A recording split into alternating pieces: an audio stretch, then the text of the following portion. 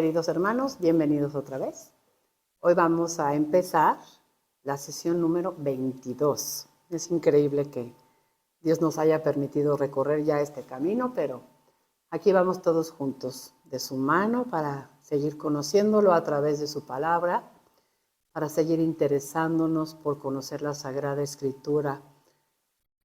Este curso que estamos tomando, ustedes lo han sentido, hemos leído sus mensajes, es como una probadita. Lo único que queremos es despertar su interés por el conocimiento de la Sagrada Escritura y el interés por visitar la Tierra Santa, porque es un complemento tan bonito el que hemos encontrado. Dios se ha revelado en su palabra, se reveló a través de un hijo de nuestro pueblo, de nuestra humanidad, en la Tierra Santa.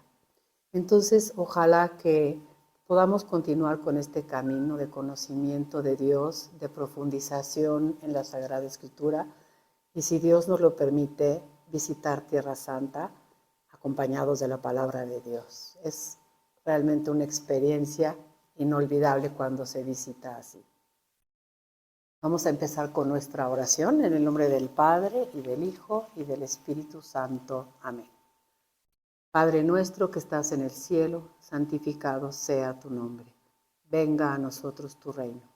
Hágase tu voluntad en la tierra como en el cielo. Danos hoy nuestro pan de cada día. Perdona nuestras ofensas, como también nosotros perdonamos a los que nos ofenden. No nos dejes caer en la tentación y líbranos del mal. Oh Espíritu Santo, don de Dios y fuerza de lo alto, fuente de agua brotante de vida eterna, desciende y mora en nuestros corazones. Haznos verdaderos adoradores del Padre. Condúcenos a la plenitud de la verdad y transfórmanos en testigos de Jesús para llevar su nombre hasta los confines de la tierra. Amén. Esta sesión, que es la número 22, vamos a empezar un tema nuevo. Y este tema, siempre comento en mis clases que me impresiona mucho la capacidad que tenía el padre Carrillo para poner los títulos de las clases, porque realmente les da todo el sentido de lo que se quiere explicar. Nosotros conocemos este tema como el Sermón de la Montaña, pero el padre le ha puesto un título diferente. Él le ha puesto los discursos evangélicos. Y es que realmente lo que nosotros conocemos por el Sermón de la Montaña son nada más unos 12 versículos de un grandísimo discurso que se encuentra a lo largo de 3 capítulos del Evangelio de San Mateo. Entonces, este título de discursos evangélicos es muy importante. Es un discurso de palabras de Jesús que San Mateo ha tomado y ha puesto en un discurso, y que San Lucas ha tomado por su parte y ha puesto en otro discurso.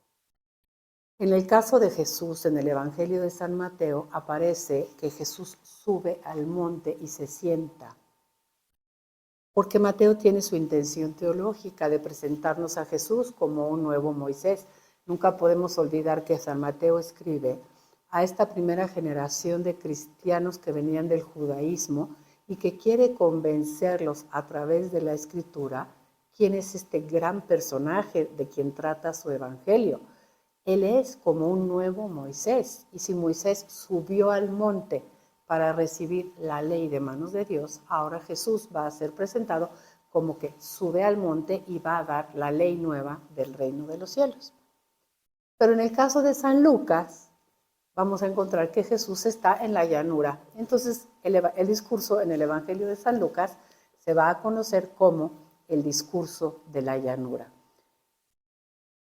San Marcos no tiene el Sermón de la Montaña como tal, presentado como un discurso, sino que ha recogido algunas de estas palabras también en diferentes momentos de la vida de Jesús, y en el Evangelio de San Juan tampoco aparece. Por lo tanto, ahora nos vamos a limitar otra vez a Mateo y a Lucas, como hicimos cuando estudiamos los relatos de la infancia. Pero si ustedes abren el Evangelio de San Mateo, en el capítulo 5, ahí tenemos el título, en la Biblia de Jerusalén, el título grande es el discurso evangélico. Pero ese discurso dura del capítulo 5, todo el capítulo 5, todo el capítulo 6 y todo el capítulo 7. Son 3 capítulos completos. Vean la extensión que es. Nadie espera que San Mateo llevara una grabadora para grabar cada palabra que dijo Jesús. ¿Entendemos aquí las palabras de Jesús? Sí. ¿Son las palabras materialmente históricas pronunciadas por Jesús? Sí, pero enriquecidas por la luz que el Espíritu Santo le da a los evangelistas cuando escriben y enriquecidas por la reflexión de la Iglesia ya de 50 años. Es el Evangelio de San Mateo. Algún día, ojalá que tengan la oportunidad de estudiarlo completo. El Evangelio de San Mateo tiene siempre esta estructura, presenta una narrativa de cosas que Jesús hace y luego pone un discurso, otra vez la narrativa y luego otra vez un discurso. Este es el primer gran discurso que vamos a encontrar en el Evangelio de San Mateo, pero son 3 capítulos. Si ustedes tienen una lámina en la que están apareciendo como en 2 columnas el Evangelio de San Mateo, el Sermón de la Montaña, y el Evangelio de San Lucas, el Sermón de la Llanura. Y quiero que vean la diferencia de la extensión. Mientras que en Mateo son 3 capítulos completos, en el Evangelio de San Lucas son unos 20 versículos, no más. Entonces, ya por la extensión nos podemos dar cuenta de la diferencia, pero ¿cómo enriquece esto de la diferencia nuestros relatos? Ya hemos hablado de eso. No es que uno tenga más verdad que otro, sino uno elige unas palabras, otro elige otras, uno elige en qué momento colocarlas, otro elige en qué otro momento colocarlas. Pero la extensión es distinta. Entonces vamos a empezar con el Evangelio de San Mateo. Nos tenemos que ir para eso al capítulo número 5 y quiero leer también la introducción en nuestro libro. Está en la página 91. Libro, página 91. Antes de leer el Sermón de la Montaña, vamos a ubicar a Jesús. Vamos a ver dónde está. Y para eso necesitamos ir al capítulo 4, versículo 23. Porque siempre que lean un evangelio, es muy importante ver quién es el auditorio de Jesús. Yo me acuerdo cuando oía el evangelio que decía: el que no deja a su padre y a su madre y viene tras de mí, no es digno de mí. Yo decía, pues yo no voy a irme de mi casa. Y es que ese es el discurso apostólico. Ese fue un tema que Jesús trató con los apóstoles. Entonces, sí me aplico que yo debo de renunciar a muchas cosas, pero no me tocaba directamente a mí esa palabra. Entonces hay que tener cuidado. ¿A quién se dirige Jesús? ¿A una multitud? ¿Se dirige a puros judíos o se dirige a judíos y gentiles? ¿Se dirige a fariseos? Hay que tomar eso siempre muy en cuenta. Y para eso vamos a introducir este tema con el capítulo 4, versículo 23, que dice: Jesús recorría toda Galilea enseñando. No me voy a cansar de subrayar eso. Como quisiéramos que después de terminar este estudio bíblico, ustedes quisieran profundizar, estudiar bien la Sagrada Escritura, obtener un diploma, evangelizar, llevar esta palabra también a otras gentes, imitar a Jesús. Él enseñaba y quiere que nosotros también enseñemos. Les repito aquella palabra del profeta Oseas que dice Dios: mi pueblo muere por falta de conocimiento. Y nosotros tenemos hoy el privilegio de estar conociendo. ¿Para qué? Para después enseñar. Si queremos ser verdaderos discípulos de Jesús, tenemos que enseñar lo que vamos conociendo. Entonces, Jesús recorría toda Galilea, enseñando en sus sinagogas, proclamando la buena nueva del reino y sanando las enfermedades y dolencias de la gente. De modo que su fama llegó a toda Siria. Siria ya no es Tierra Santa. Y le traían a todos los que se encontraban mal con enfermedades y dolencias diversas, endemoniados, lunáticos y paralíticos, y él los curaba. Y le siguió una gran muchedumbre de Galilea, Decápolis. Vayan localizando estos lugares en su mapa. Galilea, Decápolis, que son un conjunto de 10 ciudades que no forman parte de Tierra Santa, pero que colindan con Tierra Santa, Jerusalén, Judea y del otro lado del Jordán. De manera que tenemos un auditorio de gentiles, un auditorio de judíos que siguen a Jesús porque han escuchado sus enseñanzas y porque quizá han sido testigos de alguna sanación. Entonces, para introducir el capítulo, en la página 91 de su libro, tenemos esta palabra en el segundo párrafo. Ante ese numeroso y heterogéneo auditorio, en el que se detectan habitantes también de tierra de gentiles, va Jesús a pronunciar su discurso programático. Le llamamos la Carta Magna del Reino de los Cielos. Su doctrina no es un sistema de verdades ocultas, destinada solamente a un grupo de iniciados. El mensaje de Jesús es universal y Él desea que llegue a todo mundo. Por eso su auditorio es tan variado. Vamos a leer en el capítulo 5 que Él se sentó.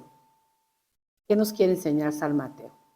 Él es un legislador que, como Moisés, sube al monte, pero es también un maestro consumado que, sentándose, convoca a innumerables discípulos para entregarles sus enseñanzas en un estilo conciso, directo y penetrante. Ya en algún momento nos vamos a encontrar a Jesús que nos habla en parábolas, pero por el momento es un estilo conciso, directo y penetrante. Ahora, esto es lo más importante. El Sermón de la Montaña, capítulos 5, 6 y 7 de San Mateo, ofrece un programa de vida virtuosa y de santidad para todo discípulo del Maestro de Nazaret. Ya les había dado esa sorpresa, ¿se acuerdan? Nosotros somos discípulos de Jesús, porque discípulo es aquel que sigue a Jesús como maestro. Su tema es la ley nueva del reino de los cielos. Lo que Jesús ahora enseña, Él mismo lo ha practicado antes, no como nosotros, que enseñamos y no hacemos lo que hemos enseñado. Algún día que me confesé, me decía el Padre, es la crisis del predicador, porque hablamos muchas cosas sobre Dios, Dios nos regala una comprensión muy linda de quién es Él, de qué es lo que quiere para nosotros, pero entramos en conflicto con que no hago todo aquello. Pero Jesús no. Él es un maestro que convence porque enseña lo que Él ha practicado antes. De manera que al hablar hace su propio autorretrato. Por eso su palabra convence y entusiasma, porque proclama con el testimonio de su vida la verdad de lo que Él enseña. Entonces, nos ponemos delante de Jesús para leer este discurso programático, el programa de vida del discípulo de Jesús. Vamos al capítulo 5 del Evangelio de San Mateo, en el versículo 1, donde dice las bienaventuranzas. Y las bienaventuranzas no son todo el sermón de la montaña. Las bienaventuranzas, el padre Carrillo decía esta frase, son el pórtico de entrada al sermón de la montaña. ¿Sí? Son el autorretrato de Jesús de Nazaret y son también un programa para el discípulo de Jesús. Leemos entonces capítulo 5, versículos 1 y 2. Viendo a la muchedumbre, subió al monte. Subir al monte es como un nuevo Moisés. Subir al monte implica cercanía con Dios y se sentó. Sentarse es el verbo propio del maestro. Ya habíamos encontrado ese verbo cuando estaba Jesús en la sinagoga. Leyó el rollo de Isaías y se sentó. Y decía San Lucas, y todos estaban así como pendientes, ¿qué es lo que nos va a enseñar? Porque se sentó. Aquí Jesús se sienta y entonces, tomando la palabra, les enseñaba así. Puede que tengan en sus Biblias cualquiera de estas dos palabras. Bienaventurados, y por eso se llaman las bienaventuranzas, o dichosos. Cualquiera de las dos significa exactamente lo mismo. Yo tengo una traducción que dice dichosos. Vamos a leer la primera bienaventuranza. Dichosos los pobres de espíritu, porque de ellos es el reino de los cielos. Tenemos que explicar muy bien quiénes son los pobres de espíritu y qué es la recompensa, el reino de los cielos. Pero no, fíjense cómo lo dice, dichoso tú si eres pobre de espíritu, porque tu recompensa va a ser en un futuro cuando tú te mueras y ya seas muy grande. No, es ya aquí el reino de los cielos. ¿Quién es el pobre de espíritu? Hay un profeta al que le debemos esta palabra de los pobres en la Biblia, que es el profeta Sofonías. Y me gustaría leerles el capítulo 2, el versículo 3, ya lo hemos leído. Sofonías 2:3, pero así se le conoce a Sofonías, como el profeta de los pobres. Y dice, buscad a Yahvé, vosotros humildes del país, los que cumplís sus mandatos, los que buscan la justicia, los que buscan la humildad. Los pobres de espíritu son aquellos que se sienten necesitados de Dios, que se sienten pobres de Dios. Tú te sientes pobre de Dios, sí, no hay nada más que Dios quiera que colmar esa sed que tienes de Dios, esa sed que tienes de hacer la voluntad de Dios. Dichoso tú si tienes sed de Dios, porque te tengo una buena noticia, ha llegado a ti el reino de los cielos. Les recuerdo que Mateo no dice reino de Dios, porque está escribiendo a judíos, cristianos, que no pueden escribir el nombre de Dios, entonces pone el reino de los cielos. Pero es lo mismo. Si tú eres pobre de espíritu, si tú buscas el reino de Dios, si tú buscas conformarte con la voluntad de Dios y eres humilde, tuyo es hoy ya el reino de los cielos.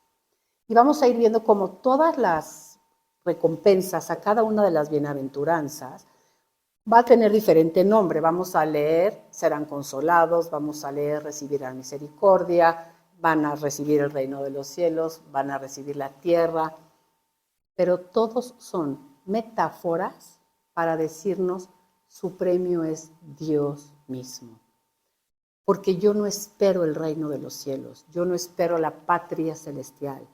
Nuestra esperanza, lo voy a decir como correctamente, el objeto de nuestra esperanza es Dios mismo, no las cosas de Dios, sino Dios mismo, no lo que Dios me puede dar, sino Dios mismo. Esa es la medida que va a ser colmada y no necesariamente al final de mi vida. Por eso San Mateo dice, es el reino de los cielos. Esa fue la primera bienaventuranza. Me regreso al Evangelio de San Mateo, en el capítulo 5, versículo 4. Segunda bienaventuranza, muy parecidos. Dichosos los humildes, porque ellos poseerán en herencia la tierra.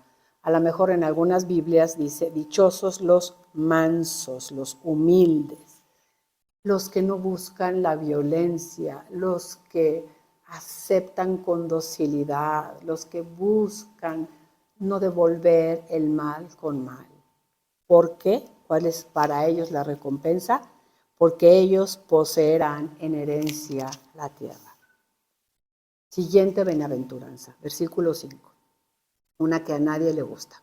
Dichosos los que lloran, porque ellos serán consolados. ¿Quiénes son estos que lloran? Voy a leer la nota de la Biblia de Jerusalén para entender bien. Dice, son literal, la transcripción literal sería los que están en duelo. No se trata de los melancólicos, de, ay, vamos a ponernos a llorar todos para que Dios nos venga a consolar. No se trata de los que se flagelan, ay, me voy a buscar un sufrimiento adicional. No. Sino probablemente los que todavía están esperando el consuelo definitivo, única situación que liberará al hombre de su aflicción. Todos queremos no sufrir, todos queremos la consolación final, que sea una consolación tan buena que ya no tenga yo ningún sufrimiento. Entonces, cuando dice, dichosos los que lloran porque ellos serán consolados, es decir, dichosos los que esperan la consolación, porque Dios es el consuelo. Ya leímos a propósito de Simeón, cuando es presentado el niño en el templo, cómo le dice Simeón a Dios, ahora puede, Señor, dejar que tu siervo se vaya en paz, porque han visto mis ojos tu consolación, la que esperaba Israel. el consuelo definitivo. Y Dios garantiza que van a ser consolados. Siguiente. Dichosos los que tienen hambre y sed de justicia, porque ellos serán saciados. La justicia, como que en fácil podríamos decir que la justicia es hacer lo correcto. Pero según la definición que me gusta mucho de Sabiduría 1.1, la nota de la Biblia de Jerusalén dice, es conformar mis pensamientos y mis acciones con la voluntad de Dios, según la conozco, ya sea a través de la ley que me ha sido revelada o a través de la voz de mi conciencia. Conformarme en todo con la voluntad de Dios, en mis pensamientos y en mis acciones. San José era un hombre justo. El que tiene hambre y sed de justicia, el que tiene hambre y sed de hacer la voluntad de Dios, ¿qué le va a pasar? Será saciado. Aquí podríamos entender aquel evangelio tan difícil que dice, al que no tiene, se le quitará, y al que tiene, se le dará más, y uno como que dice, eso no está nada bueno, no me parece nada justo. Es decir, al que no quiere tener nada de Dios, pues aún eso lo va a perder. Pero al que tiene hambre y sed de tener a Dios, eso se le va a saciar. Siguiente bienaventuranza. Dichosos los limpios de corazón, porque ellos verán a Dios. Estos limpios de corazón son el autorretrato de Jesús. El que ve el mundo con la mirada de Dios. El que ve las cosas como Dios las ve. Con la pureza con la que un niño ve las cosas. Por ejemplo, un niño no teme pedirle a su papá hasta lo imposible. Un niño no está diciéndole a su papá, me vas a cuidar, me vas a alimentar. Ver el mundo con esa frescura de un niño, con esa docilidad de un niño, con esa confianza de un niño, porque ellos verán a Dios. Incluso les ha de haber tocado en la vida algún niño chiquito que te dice, yo vi a Jesús. Y uno como que los desecha y dice, no, ay, pobrecito del niño, sí, mi vida, sí. No, sí. Está la pureza de su corazón que pueden ver a Dios en todas las cosas. No dudan de la presencia de Dios en sus vidas. Ellos ven a Dios en su vida. Y dice por eso, los limpios de corazón verán a Dios. Siguiente bienaventuranza. Dichosos los que trabajan por la paz, porque ellos serán llamados hijos de Dios. Esa paz que en la Biblia es el shalom, pero shalom no es ausencia de guerra, ausencia de intranquilidad psicológica, sino el shalom. Cuando un judío te dice shalom, te está diciendo, deseo que lleguen a ti todas las bendiciones que pueden venirte de parte de Dios. Te deseo un estado de plenitud total. Para los judíos, este estado de paz iba a llegar cuando llegara el Mesías. Y ahora Jesús dice, dichosos los que trabajan por la paz, porque ellos serán llamados hijos de Dios. Esos que trabajan por la paz, esos que no buscan devolver mal con mal, esos que trabajan por la paz, procurando que haya armonía dentro de la familia. El mundo de hoy nos diría, son los mensos, ¿no? No, son aquellos que buscan hacer en todo la voluntad de Dios, ser llamados hijos de Dios porque son arquitectos de paz, porque construyen la paz. Versículo 10. Dichosos los perseguidos por causa de la justicia, porque de ellos es el reino de los cielos. Esta es muy fácil. Dichoso tú si te persiguen por ser muy cristiano. Dichoso tú si te persiguen por hablar de Jesús. Dichoso tú si te critican porque vas a la hora santa. Dichoso tú si te persiguen por querer portarte como Dios quiere. A lo mejor nosotros decimos, pues a mí no me aplica porque yo no estoy viviendo una persecución como a lo mejor nuestros hermanos de Medio Oriente, los de Asia, esos cristianos de China tan perseguidos. Pero ¿cómo se sufre a veces en la vida? Por querer seguir a Jesús. No solamente ser perseguidos del exterior, sino interiormente. A lo mejor yo voy desarrollando comportamientos que me hacen sufrir por querer vivir conforme a la justicia. Dichosos los perseguidos por causa de la justicia, por querer ser como Dios quiere. Y cierra con esta palabra, porque de ellos es el reino de los cielos.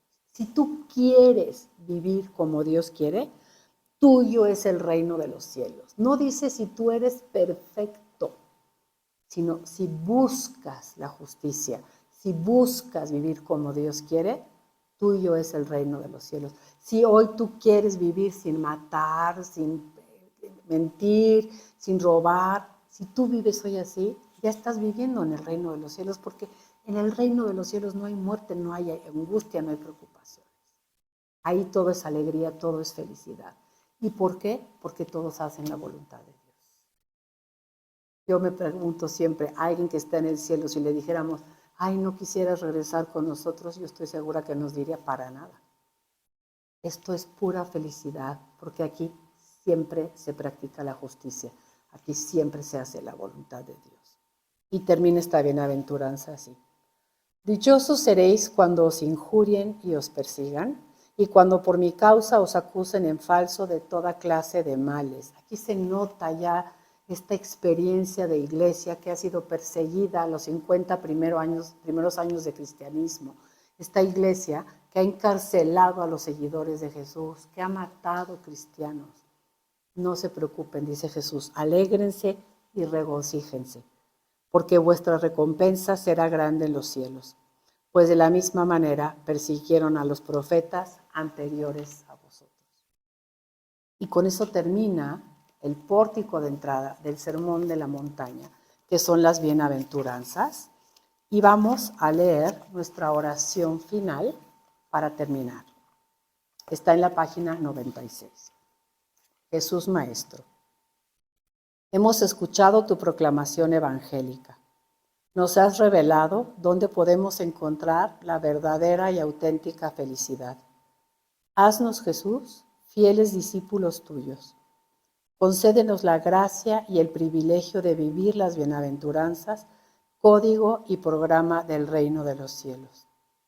La pobreza de espíritu y la mansedumbre, el saber sufrir y la justicia, la misericordia y la pureza de corazón, la paz y la persecución a causa de tu nombre.